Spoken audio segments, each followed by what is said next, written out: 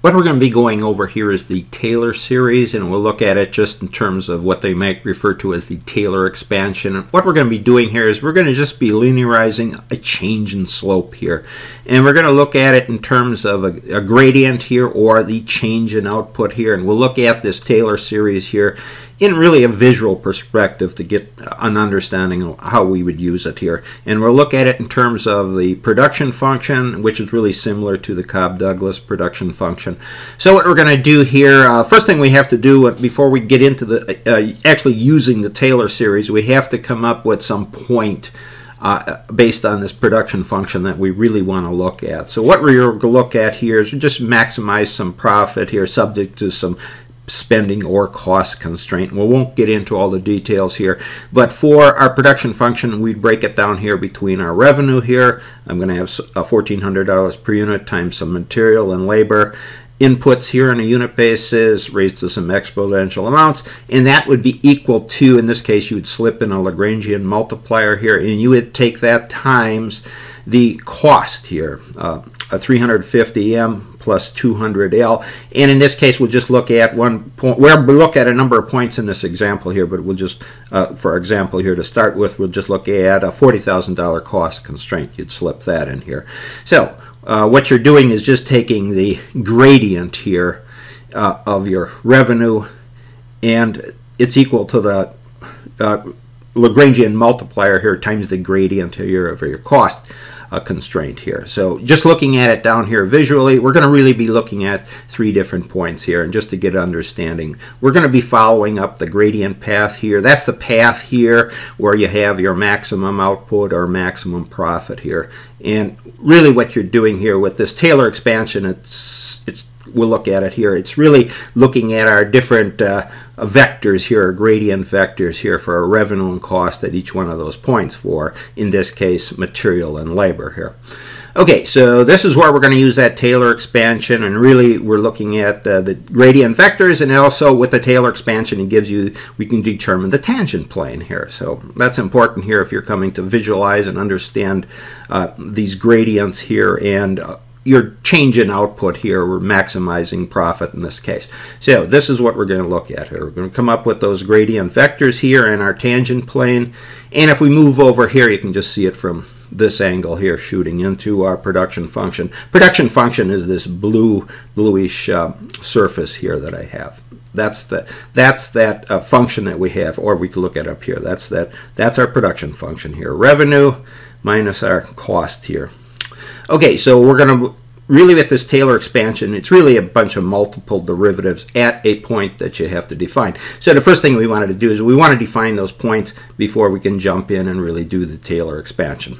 Okay, so let's go up over here. So first thing you have to do to define those points, you're going to have to set up your Lagrangian equation here. Here's our, we won't get into all the details here, but you're going to have your output revenue here, and then you subtract from it and you slip in that Lagrangian equation times your cost constraint. In this case, $350 here for material plus $200 here for whatever labor units we have, and then you put in your cost constraints. Let's say we put in 40,000 here, you subtract that, and then what you're going to do here, what you're going to do is really to find a gradient. You take your partial derivatives here of this Lagrangian vector in terms of your material, your labor, and your Lagrangian multiplier, your lambda here, and then you come up with the specific point that you'd be looking at here. So what we would do in this case, based on our cost constraint here of $40,000, we come up with a certain quantity, and we'll look at it. But what we do is we take these partial derivatives here of the Lagrangian equation, so you're going to get something like this here for your material here, and then you just see for Lagrangian it just slips in here. The 350 was the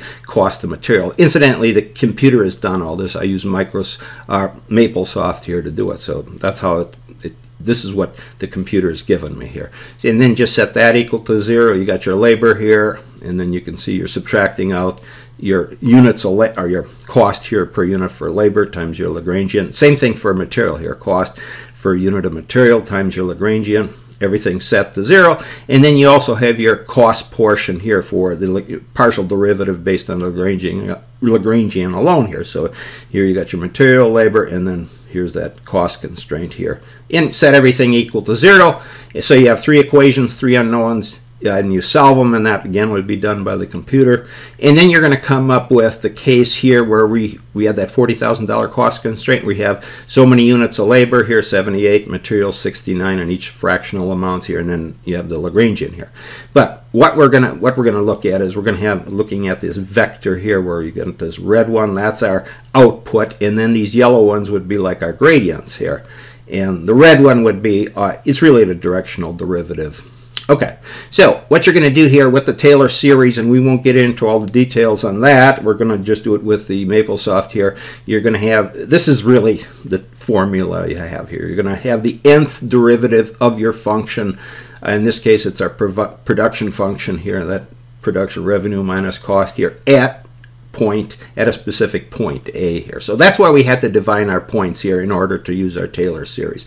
And we've did that. We're going to look at 3 different points here. So what we're doing with this Taylor series, it's really the change in slope or the change in unit output, and it really represents the gradient.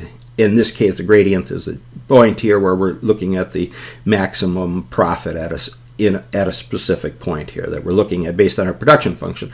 So what you're going to do here, moving down to our figure here, really what we're looking at here, I've got 3 different points here based on those cost constraints. Point 1 is first cost constraint was 4,000, so we're going to have a specific gradient vector here going up. So you can see that's very slope. We got, first off, this is our gradient path here, the marching down. I got these little red spheres.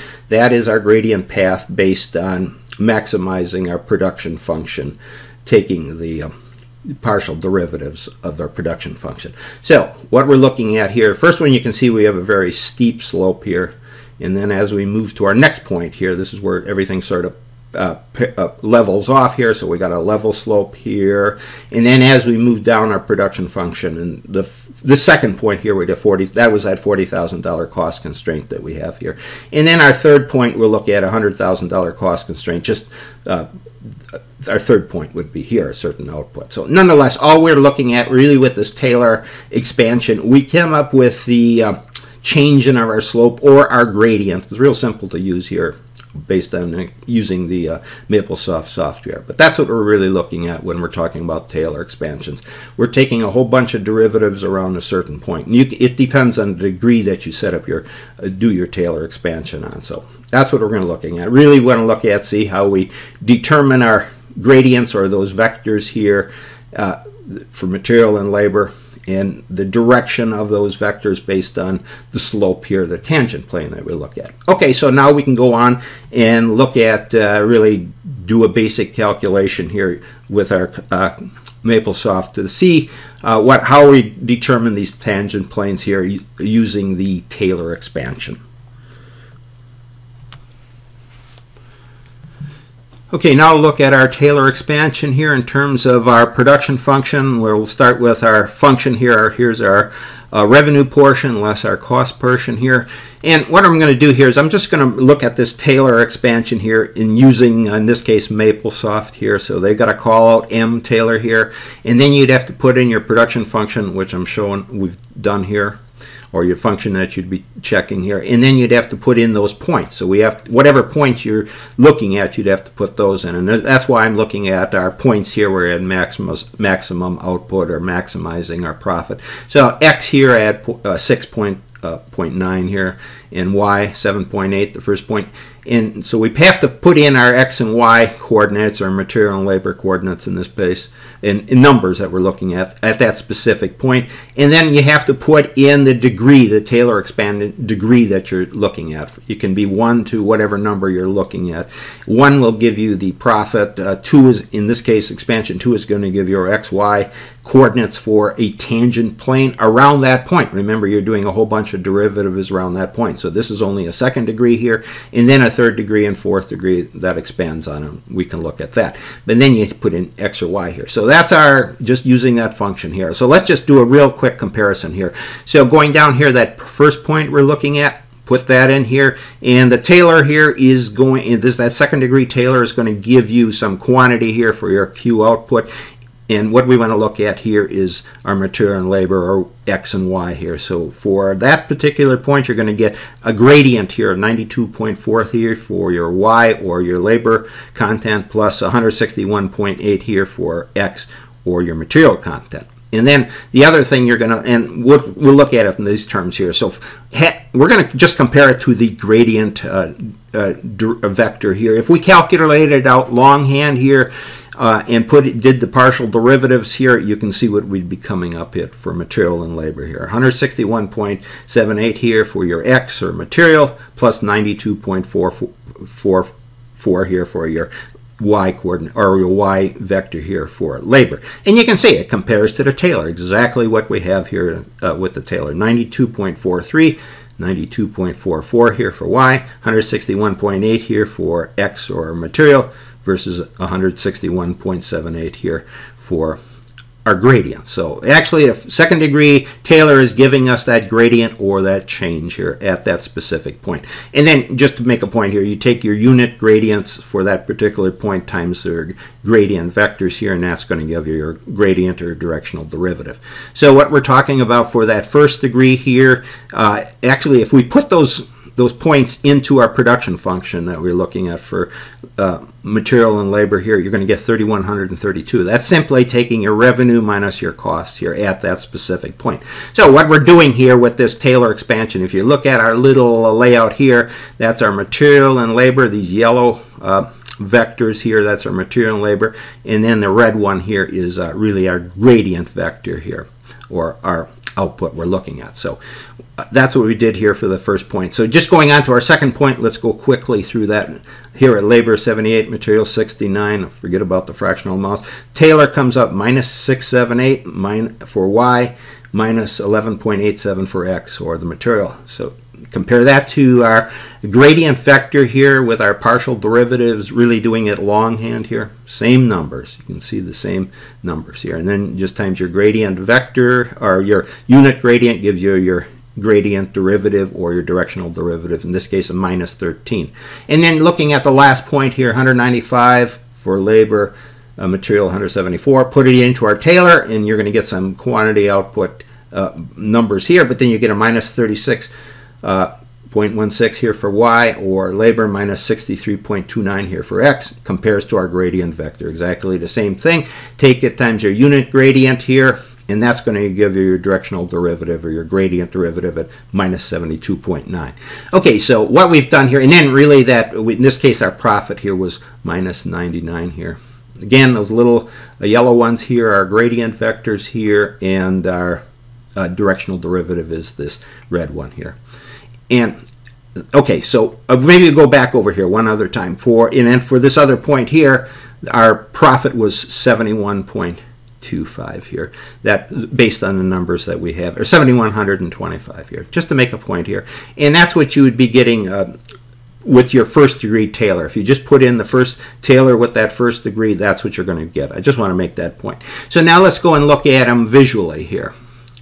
Okay, so really what we're doing here with the Taylor expansion here, if we're going to plot anything out here and get a visual understanding, it's easier to use the Taylor expansion in plotting versus going and getting some more complicated plotting routine here. So what I'm just showing here, this red meshed area, that is our production function, and we're looking at it from sort of a side profile of our production function. So we've really got those three different outputs here shown in blue, those spheres here. Those are that first point, a midpoint, and then our final point that we have here. And the point is, with the Taylor expansion, with this second degree here, this is where we're going to be able to plot out. You get a linear function here. Linear. See, these things they're linear. There's X and Y, or the material and labor coordinates. This tangent plane is linear here. Just looking at the second degree Taylor expansion. So if we go down here, just another thing here. Again, our gradient path shown with these little red spheres here, and then those 3 points that we're looking at here. First, second, and then the third point. Again, you can see what's going on here. So with this first point that we looked at, those low numbers here, this is where we got that higher directional derivative, positive directional derivative, 186, pointing up this way. Then we got that minus 13 here, directional derivative, sort of a pointing this way, sort of leveling off and tapering down, and then we got that negative 72 directional derivative, and this is, you see the plane going down here. So with the Taylor expansion, you get understanding with this second degree, all we're getting is the gradient vectors, and it's a linear tangent plane. We've just taken that nonlinear function that we have here, a production function, we turned it into a linear function, and it gives us not only a linear for our gradients and that to understand it, but it also gives us the direction here, directional derivative, or our unit output, the change in our unit output. That's the only thing I'm looking at. Okay, so let's go up over here, and okay, and then maybe remember these path or these tangent planes here, that includes material and labor here. They represent those material and labor vectors here, and that red one would be, you know, I'm not overlaying these. You can overlay these vectors onto your tangent planes here, and you're going to get that linear amount here. The red one would be that directional derivative, or your ultimate output, or the change in your output, either going up or going down. Okay, and then now let's move up here. Let's look at degree 6. And the only thing I want to make with degree 6, you're going to get the same numbers here for your gradients here. But what you do here for plotting and understanding it, you get an idea, you get a curved surface. The minute you start increasing your Taylor expansion, the degree of your Taylor expansion, it starts fitting around your actual production, in this case our function that we're looking at, the production function. So here's our gradient path shown here with those red spheres, the 3 points here for our output, our measurement points that we have defined here. And you can see they kind of fit in really nice with our, and then the meshed area here is our production function. So now, again, it was easy to plot here with our just using the Taylor function here. And we look at it, that's quite an expansion. In this case, it's degree 6 here, but nonetheless, it wraps around real nice around your production function. So if we go down over here, again, the gradient path I'm showing with these red spheres here, and then those are our 3 points here. And the point I want to make out here, remember we had, and maybe we should go and make the comparison here, and we'll do that with our linear one, but here's our expanding our Taylor expansion to 6 degrees here, and you can see these functions start wrapping or are plotting around our point here. We get the same gradient point here, but plotting around that point, you can see it starts wrapping around your production function. So it gives you an idea of what you're really looking at if you're moving one way or the other here off of your gradient path here. Okay, so just moving over here, just you can see it. See the difference. We'll just make the comparison. Here's our Taylor expansion 2, just a second degree expansion here. You can see nice and linear here at this point. Here's our Taylor expansion degree 6 here plotted out. It's curving around our production function. Only thing we want to make clear here. And remember, this Taylor here is easy to use here when you come to plotting versus coming up with some special plotting techniques here in case of using other techniques here. And the Taylor gives you a good visual understanding of what's going on with your, in this case, our production function. And then last, just going up over here, what I've done here, I'm just looking at 2 points here, and it sort of looks like one of those stingrays in the ocean here. But all I've done here is, it's again the degree 6, but I expanded the plotting here in the X and Y direction. I expanded it. So again, this gives you an idea what the Taylor function really is. So at the beginning, at this first point here, it kind of looks like the tail of your stingray, or it could be looks kind of like a butterfly or something here. But that's it. You do all those derivatives. In this case, it did 6 derivatives at these specific points. These red spheres here are our gradient path. And then, again, this bluish green here, that's that first point. That's the Taylor expansion. That's the Taylor expansion at 6 degree actually plotted out for an X and Y values here, and I expanded those X and Y values here to show you exactly what that Taylor expansion is doing. And then this yellow or gold one here, that's at that second point. You can see it kind of curves and wraps around our production function, but at these ends here, as you move out or increase your X and Y values here, it kind of moves up and it curves up. So again, it gives you a visual understanding of what the Taylor expansion is, and it's easy to plot out here when you just plot it in terms of the Taylor expansion. And then if I move down here, you can see the same thing. I just taken out that production function. I'm just plotting the Taylor 6th degree here at that first point here. Kind of gives you an idea here. and then at that next point here, that mid-range point where we start plateauing off. So again, it gives you kind of a nice picture of what's going on here with your function. In this case, it was the production function, and we can see our change here in our output here. And you can see as you move off, I could have expanded this out further and further, and then these lips here, these edges would have moved up and up. So as you move off your production function here, you can see the curvature here based on your Taylor expansion. Okay, so finally, let's just go and maybe look at some numbers here with the Taylor expansion. Okay, to sum up what we've done here, so to determine our change in output, normally what we do here is have to find our gradient, and that's really taking our partial derivatives here of our production function, and I've got that broken down here between our revenue and our cost. So you'd have to take a partial derivative in terms of your material and labor for both your revenue and your cost, or the entire function here. And then you're going to get up some partial derivatives here broken down between material and labor, and that would be the normal method that we'd use here to define our gradient here, but that's sort of longhand. But we can use the Taylor expansion to determine our gradients as well. So again, in this case, just using a computer software package here, MapleSoft, we put in that mTaylor function, and then our mTaylor call out here for their operator here, or command, and then you'd have your refer to your production, in this case our production function here, and then you just define your points. In this case I've got those 2 points here, x and y, for material and labor, and then you have to define the degree that you want to carry this Taylor function out to, or the Taylor expansion out to. So just looking at 2 here, and then you have to define x and y, or in this case with material and labor here. So I'm just saying at a degree 2, what that's going to give you is it's going to give you some output quantity here, and then it's going to give you those gradients here for material and labor here, 92.43 here for y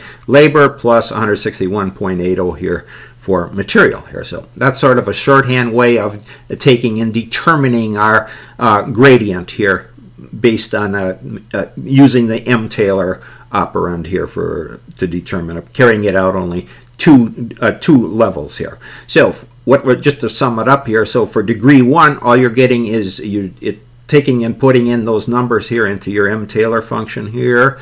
You're going to get revenue minus cost. It's going to give you some profit here, $3,132. So that's for degree 1. But if we move up to degree 2 with our Taylor expansion here, you're going to get the linear tangent plane along with those gradient vectors here that I'm showing, 92.43, 161.80 here for x, which is referred to. So material here would be our x vector here, those yellow vectors here for material and labor here that we're given here based on our Taylor expansion here, second degree here, and then we'd have to calculate this directional derivative here based on unit vectors between material and labor here. Okay, so that's degree 2 and that gives you your gradients and your tangent plane, and that's a tangent plane. We're talking about linear tangent planes here. And then moving up to any degree above that, and I just put degree 6 here, you're going to take that function and you're going to really be defining the derivative or the change exactly at that point, but it also graphs out the area around the point, no matter whatever degree you want to carry out your graph to. So just looking at a degree 6 to understand why you would want to use a software package, we'll look at the numbers here I did based on a production function. So the first part of the degree 6 here actually gave me that tangent plane here and the gradient values, but then you can see how our Taylor expansion expanded out here. I'm not going to go through all those numbers, but you just trail them down here. You can see what you're looking at. So going and we can even go all the way over here. So something you're not going to do by hand. You want to use you want to understand that it's available in some software package. In this case, I'm using MapleSoft. And just finally to look at these different degrees here. So this was our Taylor series here. Remember, we had that the nth derivative of your function here at a specific point. So you're going to be given some sort of, this is what the computer has done here. You're going to have some sort of formula here that you're looking at. You see an n factorial here. You see a summation here from 0 to infinity, whatever number you want here. And then you're going to have some x and a raised to some number here and certain derivatives. It's really the nth derivative of your production function here. So just looking at our degree 2, again, this is where we got those linear tangent planes and our gradient vectors. Gradient vectors shown here, M and L here, then those are the yellow ones here, and that tangent plane, and that's what we're showing here. So it's easy to use this Taylor expansion for plotting stuff and everything, just in this case the second degree. You can plot it out here and you're going to be getting those linear, you're actually linearizing that function here based on that second degree Taylor expansion here. So you see you're coming up here, your increase here, nice linear plane shown here, then you level off here and you start diving down here. You can see a negative number here for directional derivative, where we has a strongly positive one here, shown here in 3D here. And then that second point here coming down. These yellow ones here are the exact output points here. And the tangent plane, or there's gradient vector planes around it, is that linear tangent plane here. And then we get down to that last one here, showing that here. You see, that's where you're really going down, negative amount here in your directional derivative, or your output is decreasing here in this case. Okay, so that degree 2 here for Taylor expansion gives you those nice linear planes. And then if we just finally move over here to degree 6, just to look at that again, that's that area around the point here. And you can see how it depends how far you want to carry out your x and y values here for plotting, but by going up at a higher degree here, you get a nice, you're seeing your plane, you got your output here. You know what your output is, that derivative, it gives you that, but it gives you also a nice plane, or wrapping around, in this case, our production function. Gives us an idea what's going on here as far as our Taylor expansion. Okay, so that'll summarize our discussion here, and using the Taylor expansion or the Taylor series here, in this case based on our production function, and how it can help you here in determining your outputs here, and also visually it's easy to use here and easy to plot if you use the Taylor series or the Taylor expansion.